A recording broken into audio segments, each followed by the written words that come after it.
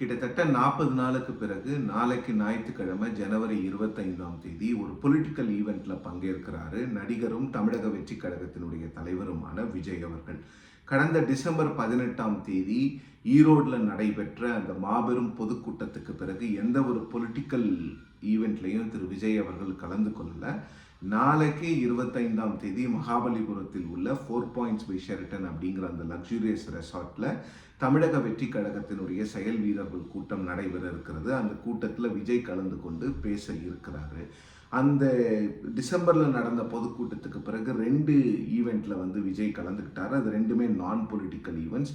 ஒன்று Christmas function December 22ஆம் தேதி, அதுக்கப்புறம் டிசம்பர் 27ஆம் தேதி மலேசியாவில் ஜனநாயகன் படத்தினுடைய ஆடியோ லான்ச்சில் கலந்துக்கிட்டாரு. இந்த ரெண்டுலையுமே பாலிடிக்ஸ் பேசல. அதுக்கப்புறம் கூட ஜனநாயகன் பட ரிலீஸு ப்ளஸ் விஜய் அவர்கள் சிபிஐயில் கரூர் வழக்கு சம்பந்தமாக 2 முறை ஆஜரானதுனால அரசியல் நடவடிக்கை எல்லாமே முடங்கி போயிருந்தது. பெரும் குற்றச்சாட்டுக்கும் பெரும் ஒரு கிரிட்டிசிசத்துக்கும் ஆளானாங்க தாவேகாவின் கட்சி மற்றும் அவர்களுடைய தொண்டர்கள். ஆனால் அதெல்லாம் ஒரு செட்பேக்காக இல்லாமல் இப்போ விஜய் அவர்கள் 40 நாள் கழித்து நாளைக்கு பேச போகிறார். இந்த அவருடைய பேச்சு மட்டும் இல்லாமல் இந்த ஈவெண்ட்டே பெரும் முக்கியத்துவம் வாய்ந்ததாக கருதப்படுகிறது. ஏன்னு பார்த்தீங்கன்னா, தாவேகா தலைமையில் ஒரு கூட்டணி அமையும்னு அந்த கட்சியை அறிவித்த பிறகு எந்த கட்சியும் பெருசாக கூட்டணியில் சேரல. கூட்டணியில் சேருவார்கள் என்று சொல்லப்பட்ட டிடிவி தினகரனின் அமமுக போன்ற கட்சிகள் எல்லாம் இப்போ என்டிஏல போய் சேர்ந்துட்டாங்க.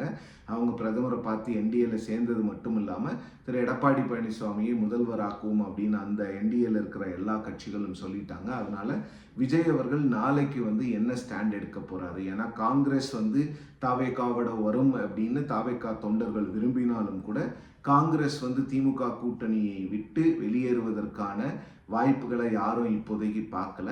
அதனால நிச்சயமா காங்கிரஸ் திமுக கூட்டணியில் தான் இருக்கும். ஸோ அப்போ தாவேகாவுக்கு என்னென்ன ஆப்ஷன்ஸு, நாளைக்கு விஜய் என்ன மாதிரியான ஒரு அரசியலை பேச போறாரு?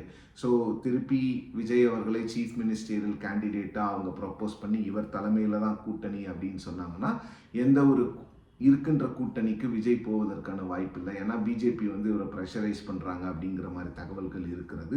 ஸோ விஜய் அவர்கள் நாளைக்கு என்ன பேச போகிறாரு, அந்த கட்சி கூட்டத்தில் ஏதாவது ரெசல்யூஷன்ஸ் பாஸ் பண்ண போகிறாங்களா அப்படிங்கிற எதிர்பார்ப்பு பெருமளவில் இருக்கிறது. ஸோ ஒரு நாள் காத்திருந்தோம்னா அதற்கான விடைகள் கிடைத்துவிடும்.